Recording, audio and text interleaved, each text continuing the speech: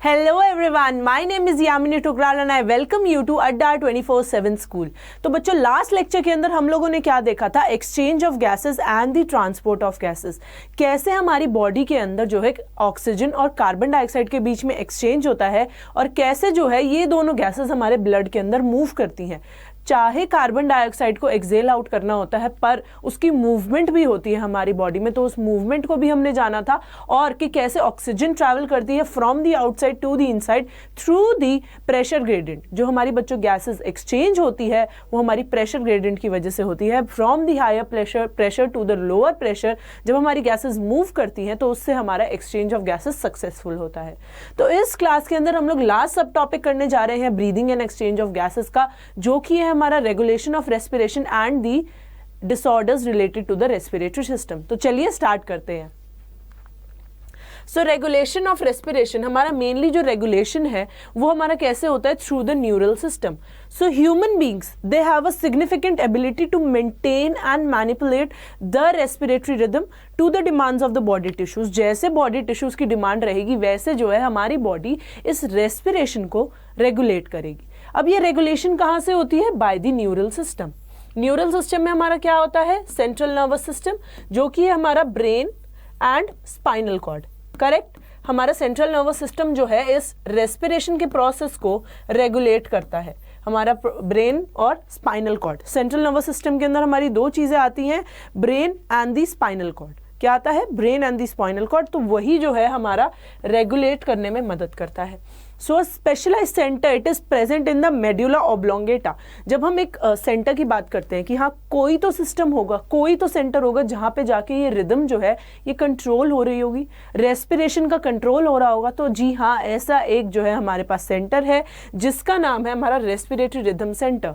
अब ये सेंटर हमारा कहाँ पे लोकेटेड है, ब्रेन के भी तो बहुत सारे पार्ट्स होते हैं, है ना, ब्रेन के हमारे बहुत सारे पार्ट्स होते हैं। तो ये हमारा जो रेस्पिरेटरी रिदम सेंटर है ये एक्चुअली में कहाँ पे लोकेटेड होता है, तो जब हम इसकी बात करते हैं तो ये हमारा लोकेटेड होता है in the medulla oblongata region of the brain and it is primarily responsible for this regulation. इसके साथ में और भी चीज़ें और भी जगहें जो है एसोसिएटेड होती हैं जो कि इस चीज़ को कंट्रोल करती हैं, रेस्पिरेशन के रिदम को कंट्रोल करती हैं। पर प्राइमरली जब हम बात करें, प्राइमरली की बात करें कि जब भी आएगा कि रेगुलेशन ऑफ रेस्पिरेशन कहाँ से होता है, तो हमने सीधा लिखना है मेड्यूला ऑब्लोंगेटा से with the respiratory rhythm centre. ठीक है। So another center it is present in the pons region which is in the brain called the pneumotaxic center. P for pons, P for pneumotaxic, P for pneumotaxic। तो pneumotaxic centre जो है हमारा एक और मौजूद होता है। इस पी से हमें याद रहेगा कि न्यूमोटैक्सिक सेंटर हमारा मेडुला में नहीं पॉन्स के अंदर मौजूद होता है। तो एक दूसरा सेंटर और मौजूद होता है जिसे हम लोग कहते हैं न्यूमोटैक्सिक सेंटर, जो कि इस रेस्पिरेटरी रिदम सेंटर की जो फंक्शन है, जो एबिलिटी है उसे एनहांस करता है, जो फंक्शन है, जो एबिलिटी है उसे एनहांस करता है। So the neural signal from this center it can reduce the duration of inspiration and it alters the respiratory rate। जब वो duration of inspiration को कम कर रहा है, it reduces the duration of inspiration। इसका मतलब क्या है कि वो expiration बढ़ाता है। मतलब इसका मतलब क्या हुआ कि it is carbon dioxide and H+ ion sensitive। कि अगर बॉडी के अंदर, अगर ब्लड के अंदर कार्बन डाइऑक्साइड का लेवल ज़्यादा होगा तो ये फटाफट से रेस्पिरेटरी रिदम सेंटर के पास जाएगा और ये बोलेगा कि इंस्पिरेशन को कम कर दो और एक्सपिरेशन को, एक्सहेलेशन को ज़्यादा कर दो। तो इससे हमें क्या पता चलता है, it is carbon dioxide sensitive. Oxygen sensitive नहीं है, कार्बन डाइऑक्साइड सेंसिटिव है। ठीक है।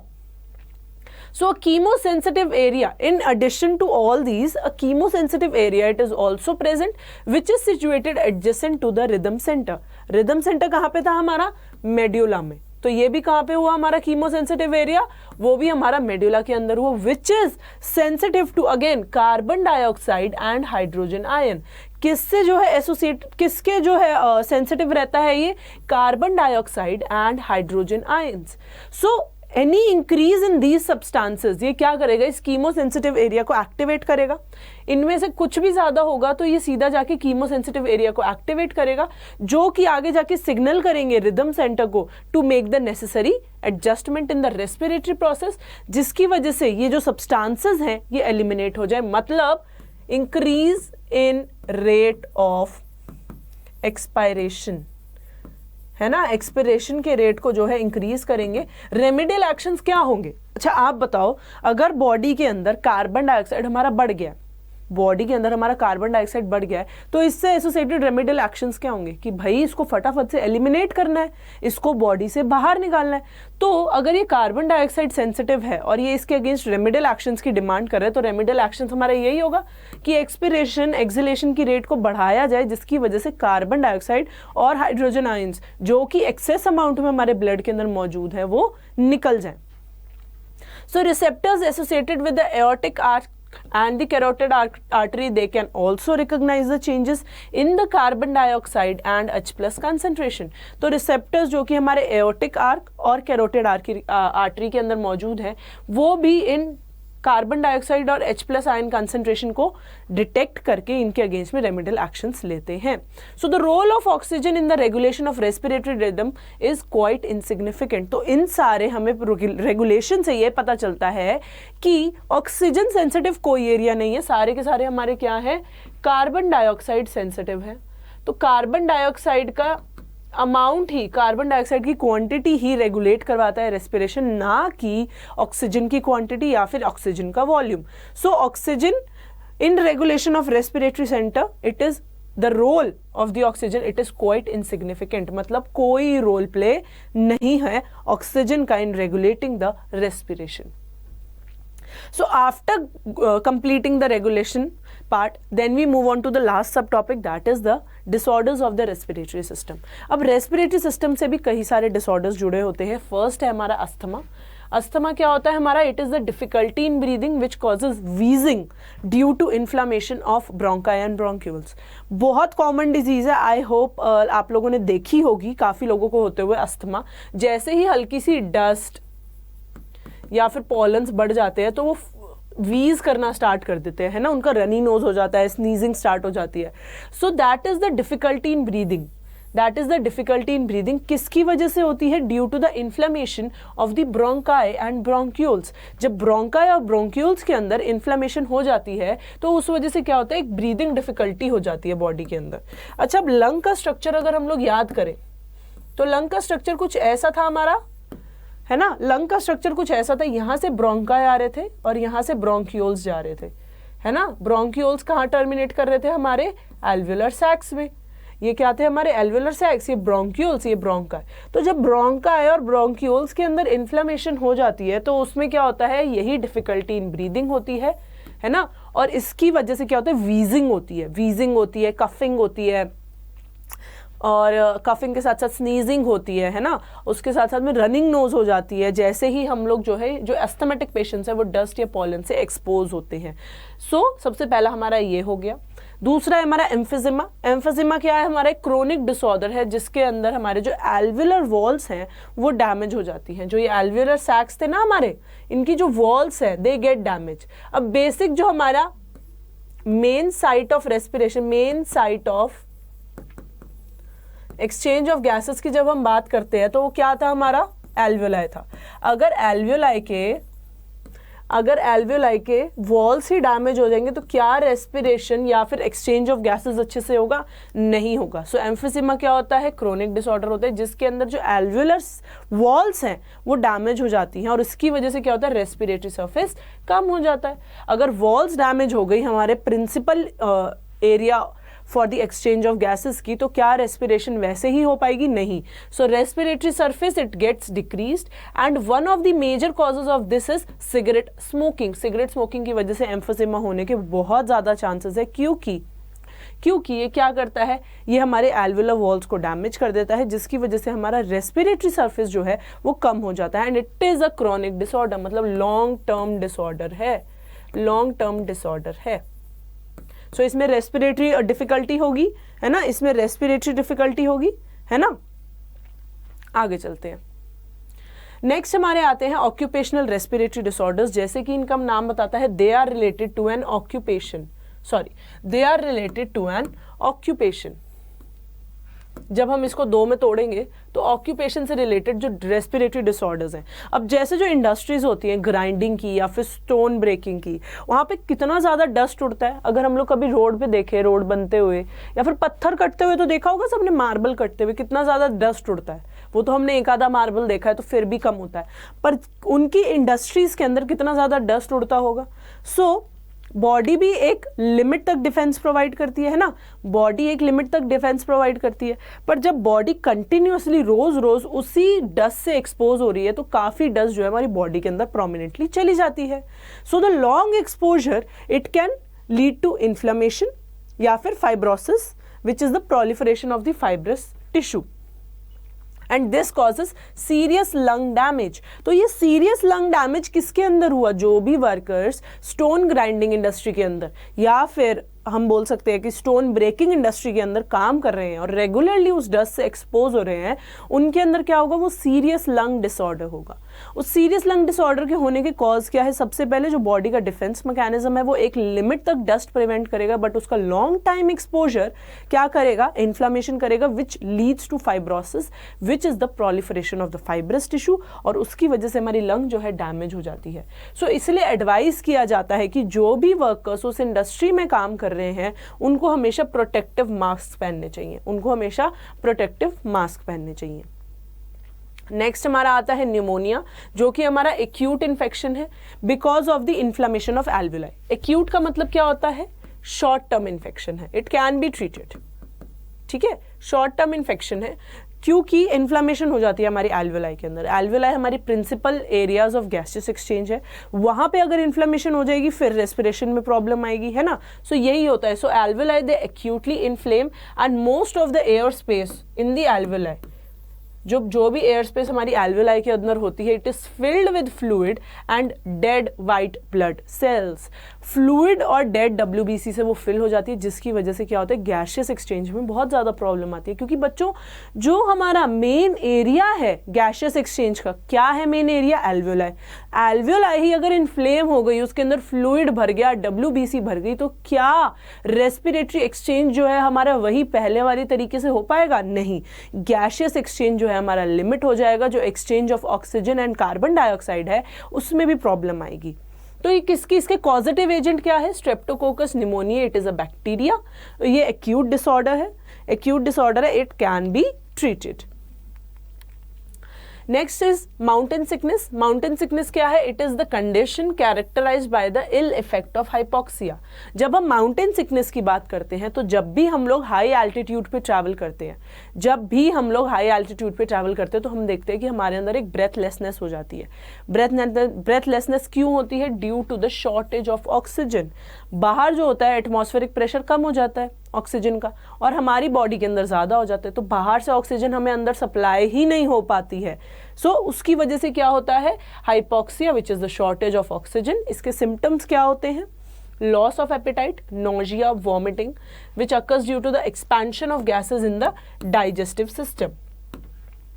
Breathlessness, it occurs because of the pulmonary edema, headache, depression, disorientation, lack of sleep, weakness and fatigue. ये सारे के सारे symptoms है mountain sickness. I am sure most of the people they face mountain sickness, क्योंकि कोई भी अगर high altitude पे जाएगा तो उसे lack of oxygen होगा ही होगा, है ना, उसे लैक ऑफ ऑक्सीजन होगा ही होगा। तो वहाँ पे जो लोग रह रहे हैं उन्होंने अपने आप को कैसे अडेप्ट किया? नहीं तो वो तो रोज़ ही यही चीज़ से जूझ रहे होंगे।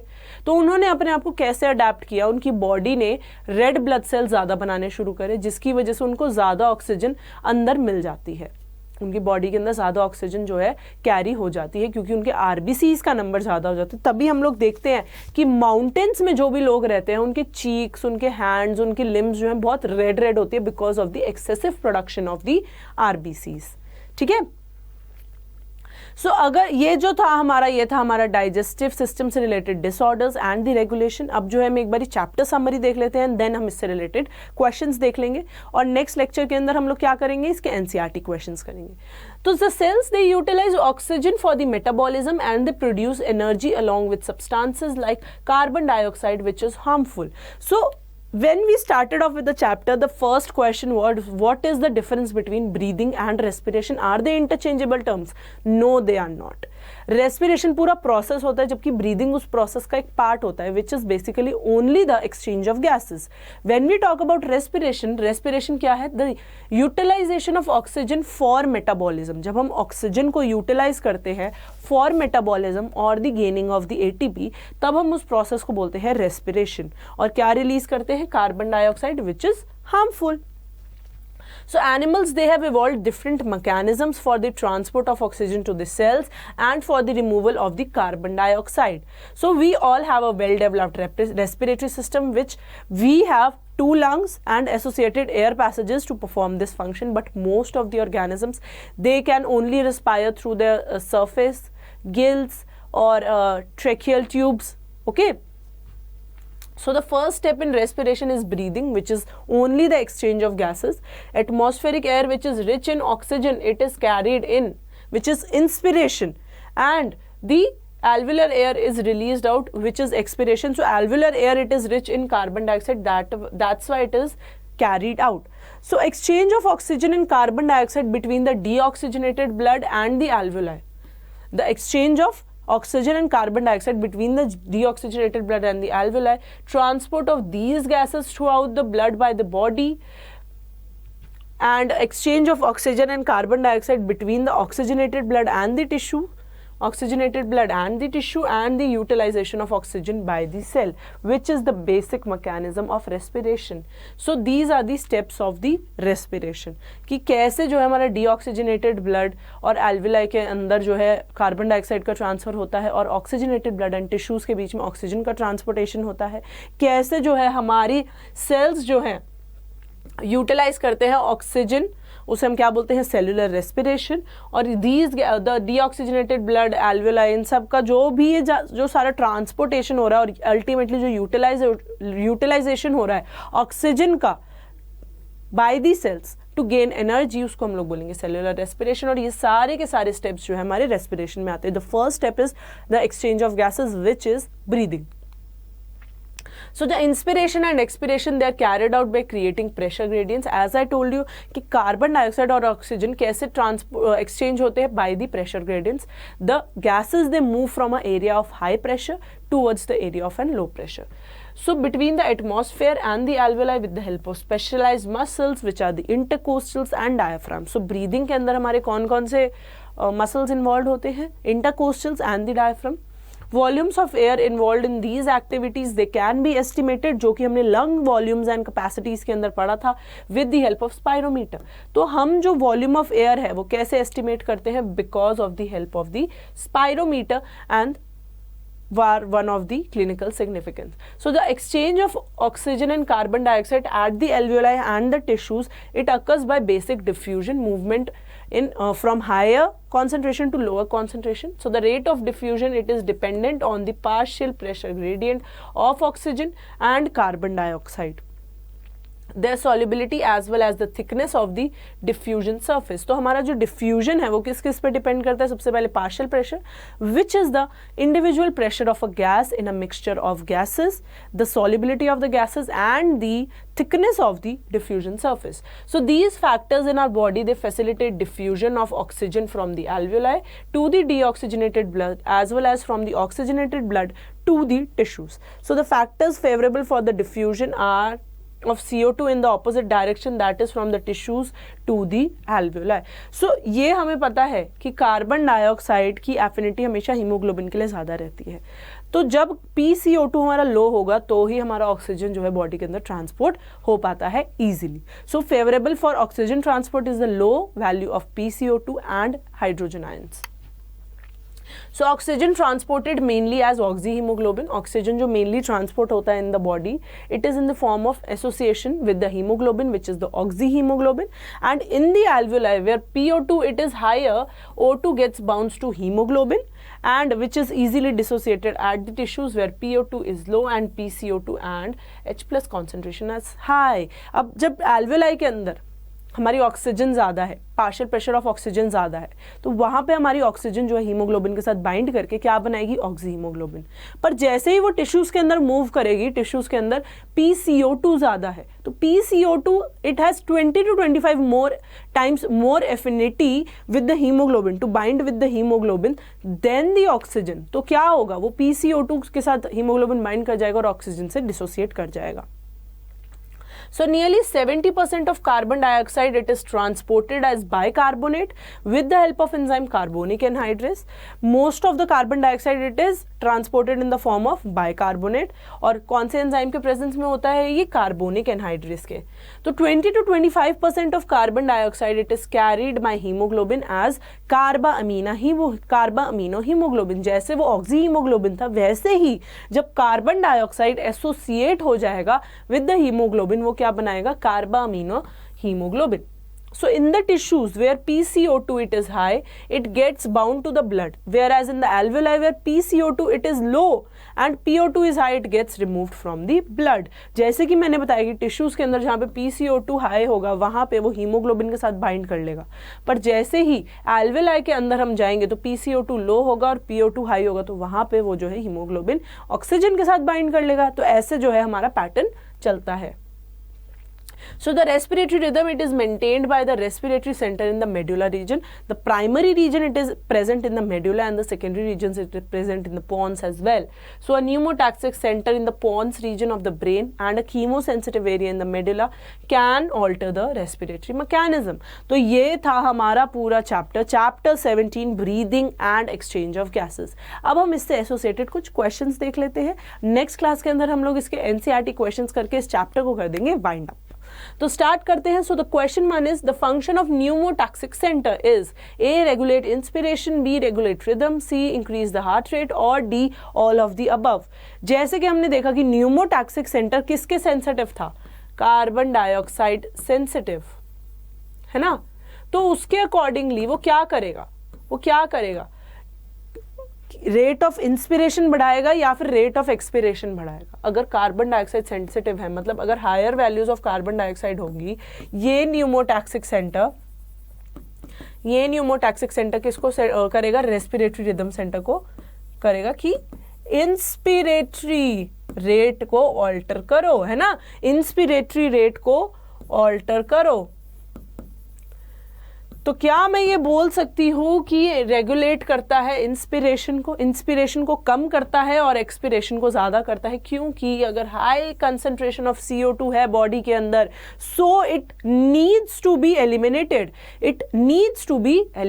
तो ऑप्शन ए करेक्ट है, फर्स्ट का ऑप्शन ए करेक्ट है। Next question. In brain, the respiratory control center it lies in A. pons, B. medulla oblongata, C. hypothalamus या फिर D. cerebrum। बहुत ही इजी क्वेश्चन है, दो जगह पे होता है, दोनों में से एक जो है प्राइमरी जगह है जहां पे हमारा रेस्पिरेटरी कंट्रोल सेंटर होता है, जिसको हम लोग क्या बोलते हैं, रेस्पिरेटरी रिदम सेंटर, जिसको हम लोग क्या बोलते हैं, रेस्पिरेटरी रिदम सेंटर।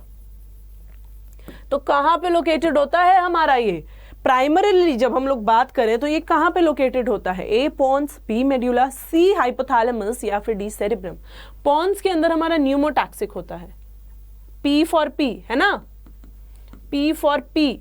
तो ये क्या हमारा पी प्राइमरी होता है, नहीं, प्राइमरी हमारा होता है रेस्पिरेटरी रिदम सेंटर, जो कि हमारा मेड्यूला के अंदर मौजूद होता है। तो क्या इसका आंसर ऑप्शन बी करेक्ट है, क्या इसका आंसर ऑप्शन बी करेक्ट है, मेड्यूला ऑब्लोंगेटा।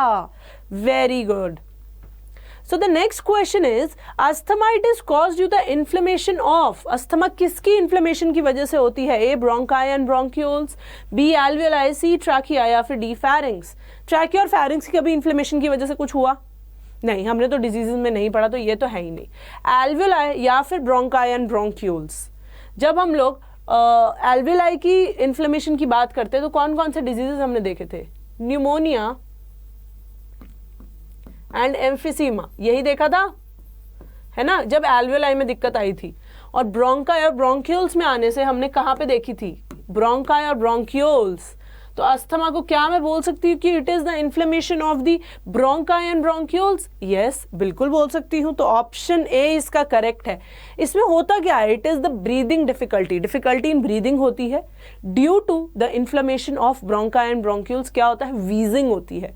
क्या होता है? वीजिंग होती है। तो अस्थमा के अंदर इन्फ्लेमेशन होती है ब्रोंकाई एंड ब्रोंक्यूल्स को, which causes wheezing and difficulty in breathing. Next question is, which of the following diseases can be found in workers working in a mill? जब हम workers की बात कर रहे हैं तो कौन सा disease था वो? A. emphysema, B. occupational respiratory disorders, C. bronchitis या फिर D. asthma? क्या था? कौन से जो workers हमारे मिल के अंदर वर्क कर रहे थे, कौन सी मिल के अंदर? कौन सी मिल के अंदर हमने पढ़ा था? Stone breaking and grinding industry. Stone breaking and grinding industry,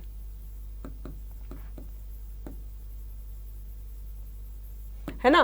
तो इसमें क्या हो रहा था? एक्सेसिव डस्ट जो थी वो आ रही थी, तो लॉन्ग टाइम एक्सपोजर क्या कर रहा था? सीरियस लंग डिसऑर्डर कर रहा था। और उन डिसऑर्डर्स को हम लोग क्या बोल रहे थे? उन डिसऑर्डर्स को हम लोग क्या बोल रहे थे? Option B, occupational respiratory disorders. क्या मैं करेक्ट हूं? Yes, occupational respiratory disorders. Then low oxygen supply to the tissues, it is scientifically known as। जब लो ऑक्सीजन सप्लाई हो जाता है हम उसे क्या बोलते हैं? ए ब्रोंकाइटिस, बी एम्फिसिमा, सी एस्फेक्सिया या फिर डी हाइपोक्सिया। ब्रोंकाइटिस तो ब्रोंकाई का इन्फ्लेमेशन नहीं होता है ना? ब्रोंकाइटिस तो ब्रोंकाई एंड ब्रोंक्यूल्स का इन्फ्लेमेशन होता है ना? और जब हम एम्फीसीमा की बात करें तो एम्फीसीमा होता है जब एल्वियोलर वॉल्स जो है वो डैमेज हो जाती है ना? तो ये दोनों तो निकल ही गए, है ना? ये दोनों के दोनों हमारे निकल ही गए, ये दोनों तो है ही डी। तो एस्फेक्सिया और हाइपोक्सिया में से कौन सा करेक्ट होगा? जब लो ऑक्सीजन सप्लाई होती है। वो कब होती है? जब हम लोग माउंटेन्स पे ट्रैवल करते हैं।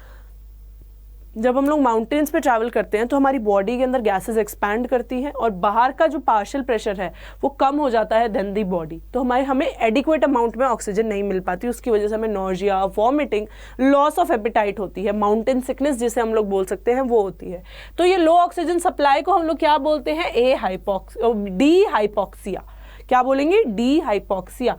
D is the correct answer. तो बच्चों ये था हमारा chapter breathing and exchange of gases. Next lecture के अंदर हम लोग इसके एनसीईआरटी क्वेश्चंस करके इस चैप्टर को कर देंगे वाइंड अप।